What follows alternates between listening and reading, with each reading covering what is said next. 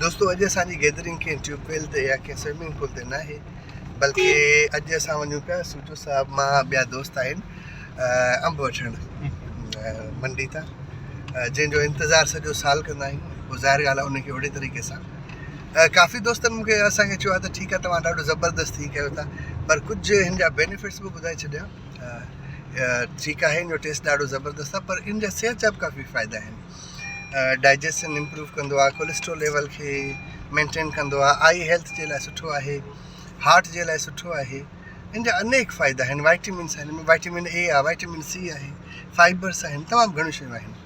सो अॼु दोस्तनि जो ख़्यालु हो त की मण ॿ मण वठी अचूं ऐं उन जे लाइ वञनि पिया। मुंहिंजी छो जो गर्मी जो ॾींहुं आहे, काफ़ी तबियत ख़राबु आहे, त ॿिए पार्ट में सूजो साहब अव्हांखे ॾेखारींदो त कहिड़ा अंब वरिता आहिनि। हींअर असां हिकिड़ो दोस्त आहे शिराज शेख, उन वटि वञूं था त फर्दर उनखे कंटिन्यू कंदासीं जेसि ताईं अंबनि जो सीज़न आहे। इन जा साइड इफेक्ट्स वग़ैरह या एलर्जिक इफेक्ट्स आहिनि ई कोन, सवाइ हिन जे जो अगरि अव्हांखे डायबिटीज़ आहे त पोइ थोरो ख़्यालु कयो। अगरि डायबिटीज़ न आहे त पोइ तव्हां हिन खे यूज़ करे सघो था, खाई सघो था। हिन खे आहे थोरो मैदू दरसे जे लाइ। अॼुकल्ह वरी ही जेके मुल्तानी ठेकेदार अची लॻा आहिनि, उहो 15 मई 10 मई ते ई शुरू करे छॾंदा आहिनि कटणु। असां वटि अधु बाग ख़ाली थी वेंदा आहिनि खटे अंबनि में। लेजिस्लेशन आहे कान जो इन्हनि खे जॾहिं हू कोन शाख ॾींदा आहिनि या हिकिड़ो अंब अगरि बचंदो आहे उते त पोइ कटंदा आहिनि। हाणे त उहो सिस्टम ई न आहे रहियो। सो आहिनि मैदू दरसे जे लाइ इन्हनि जी वजह सां, इन्हनि ठगनि जी वजह सां, पर हुनजे बावजूदि बि अॼु सूजो साहब अव्हांखे फर्दर ॾेखारींदो। तेसि ताईं मां त फ़िलहालु कंटिन्यू न कंदसि। सो दोस्तो अॻिते हलूं था सब्ज़ी मंडी, फ्रूट मंडी, उतां खां अंब ख़रीद करणु। ऐं सूजो साहब हमारे पास अॻिते हिन वीडियो खे कंटिन्यू कजो।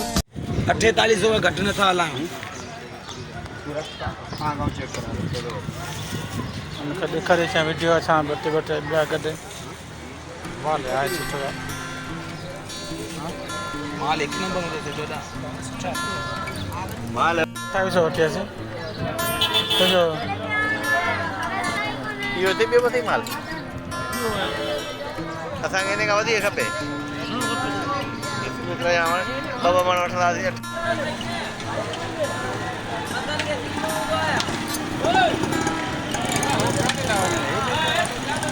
हेॾे आहे न